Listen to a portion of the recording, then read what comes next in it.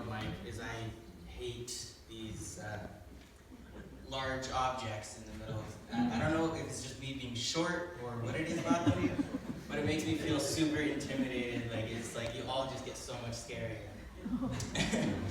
So I don't know what happened with Coco and Muku and Isaac, but when Pastor came to me, I was not exactly so quick, I guess you could say, to say, yes, I want to preach, I want to come up there and tell something on faith.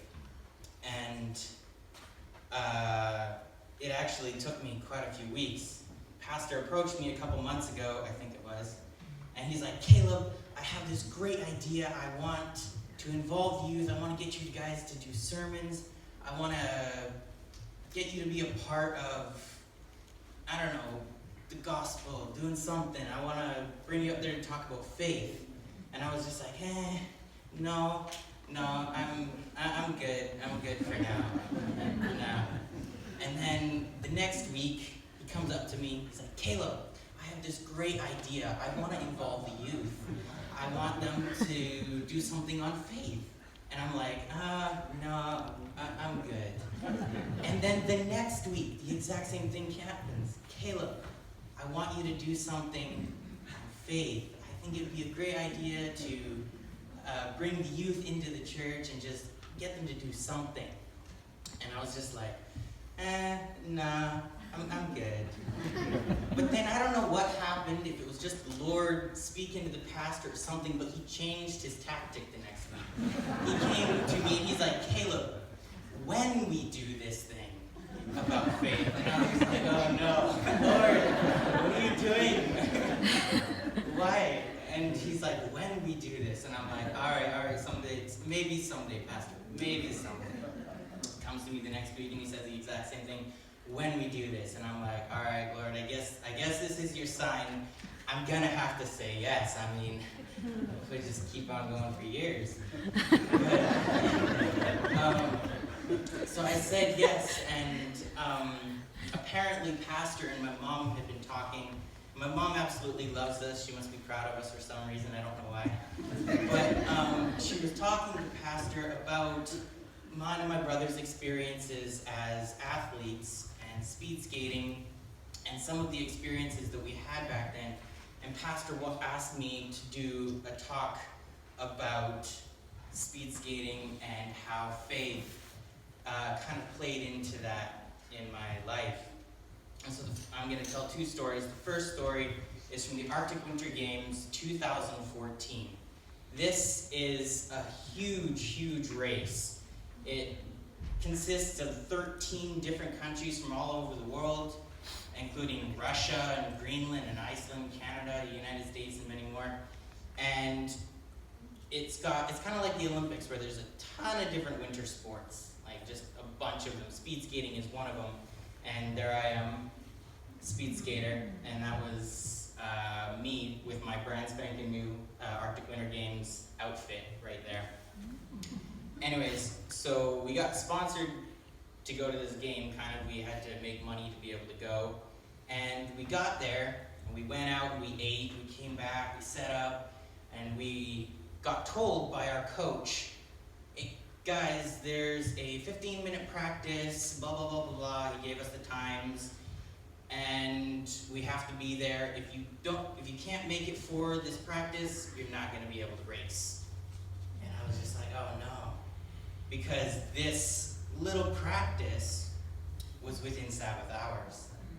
And I was just like, no, because I am all the way in Fairbanks, Alaska, ready to race, like in a large game with over 2,000 athletes in total, not all of them speed skating, but it's a big thing. It's two steps underneath the Olympics. There's the Arctic Winter Games, Canada Games, and then the Olympics. And I was just like, this is a really big thing for me. And so I prayed about it, and we talked about it, and the way these things are, you can't exactly just switch practice times with other teams. Like, it just doesn't happen easily. But somehow, my coach was able to talk to the Alberta team and was able to switch our practice times so that my team was able to practice not within Sabbath hours, and I was able to compete at the Arctic Winter Games. And me and my brother, we walked away with silver medals in the team relay, which was an absolutely incredible blessing. And then another story I'm going to talk about is my time when I got invited to go to the Canada Games, one step underneath the Olympics. See, I had been working really hard speed skating, and I was getting really good. We were going super fast.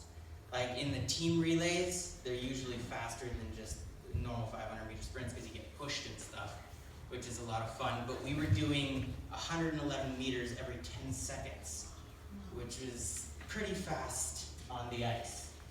And I got asked to go to the Canada Games, which was one step underneath the Olympics. I mean, if you go to the Canada Games and you medal, you're gonna get sponsorships, and you can make a career out of this. Like, I mean, you can go professional here. And I was just like, yo, this is my opportunity. I really need to get this. And then we were looking at the schedule and all sorts of stuff, planning things out. And again, a 15-minute practice on Saturday. And I was just like, you know what? This is the Canada Games. This is like huge. It's even bigger than the Arctic Winter Games. We even inquired, and they weren't able to switch the times with another team or something. And they told me I was not able to go unless I did that 15 minutes on Saturday. And so I went to church the following week, and I had told my coaches, no, I'm not going to race or even just practice a 15 minutes on the Sabbath. And he thought I was absolutely crazy, and in a way I kind of thought I was crazy too, but I believe that God really wanted to teach me something here. And so I went to church, and I was talking in the Sabbath school about the Canada Games and this 15-minute relay practice. And all the church members were like, Caleb, what are you doing? You're crazy. Like, it's only 15 minutes. You could take that 15 minutes, practice, and then go to your bunk and make it up to the Lord by reading the Bible and spending a lot of time in prayer or something like that. And I was just like, no. And I was really young. I was about 15, which I'm still really young. But I was looking up to my mom. I'm like, Mom, help, please. And she was like, she didn't say anything. She just looked at me and shook her head and just like, you're on your own here, buddy. And I was just like, no, where's my support when I need it, right?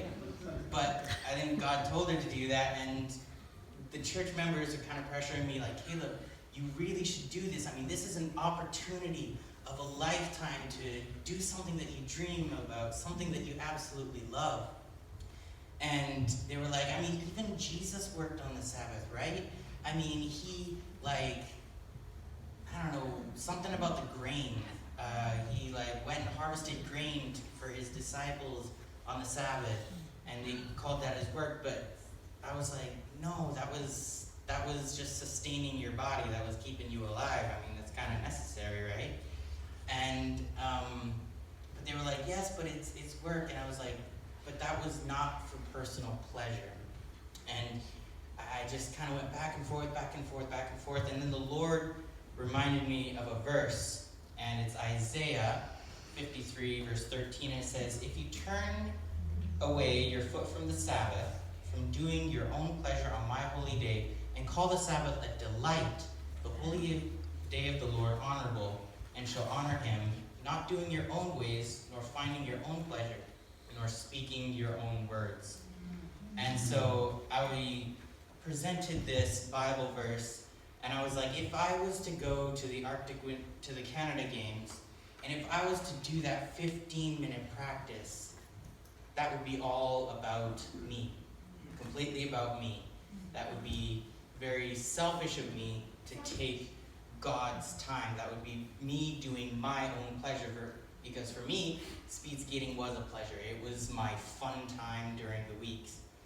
And I told them that, and they were just, I don't know how you would say it, but they were kind of wowed in a way that a kid had enough faith to put something that he dreamed about, something that was an incredible part of his life, out of the way so that he could give God that time.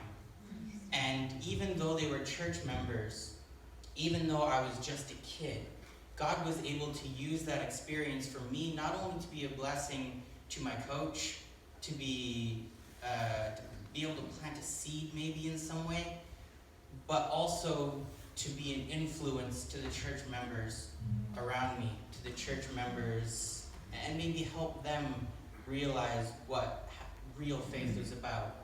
And that was knowing that God came to earth, that he died for me, and that I need to give him my absolute best. I need to give him all of my time.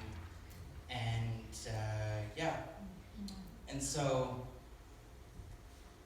that happened. They still thought I was crazy, but I mean, it's the way it is, right?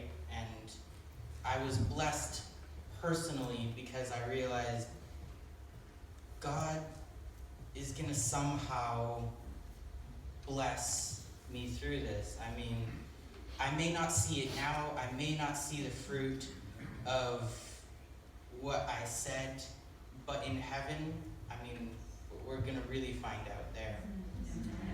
And I have this verse, Matthew 17:20 says, "So Jesus said to them, because of your unbelief, for assuredly I say to you, if you have the faith of a mustard seed, you will say to the mountain, move from here and to there, and it will move, and nothing will be impossible for you." See, you don't need to have a great amount of faith to be able to influence someone else's life, to move mountains with a person. You just need a little bit. You just need to know that God came to earth to die for you and me so that we could live. And that is all the faith that you need to have to be an influence. Amen. So no matter where you are in your lives, no matter how unqualified you may feel, you can be an influence. God does not call the qualified. God qualifies the called. And that's why I feel I'm standing up here today, is because the reason I told Pastor no so many times is because truthfully down in here, I'm terrified, I'm scared. I don't like to be vulnerable. I don't like to be up here. I did not want to do it because I didn't feel I was qualified, because I have messed up in my life so many times that is just, I didn't feel like I was ready. But like I said, God calls the unqualified, and he qualifies. I messed that up, didn't I? Anyways, you know what I mean. I already told you, but yeah, you know what I mean. And that's really what I think happened for here, and God really pushed for it. And even me standing here today is a monumental example of faith being presented through someone as messed up and as unqualified as me. And even you guys, no matter how little you feel, there is some way, something that you can do to reach someone else's life. Amen. Through the little amount of faith that you may have. I'm going to pray now, and then I think we're going to be doing a song or something like that. Yeah, and then I don't know if Pastor has a few words to say after that, but let's bow our heads. Dear Heavenly Father, we thank you so much that you brought us here to church today. And we thank you so much for the gift of faith and the lesson it can be. And we thank you for the incredible examples that you have given us from the Bible of Job, Paul, and all the others that have been able to guide us through our lives. And dear Lord, I ask that you'd please help us to be able to spread our faith, to be able to share our messages with you, even if it's just a little testimony or even if we're planting just a little seed, dear Lord, please help us to have the courage to be able to stand up and say yes, and to be willing to stick our necks out there for you, and to give you our all, even if it stands in the way of us achieving something worldly or great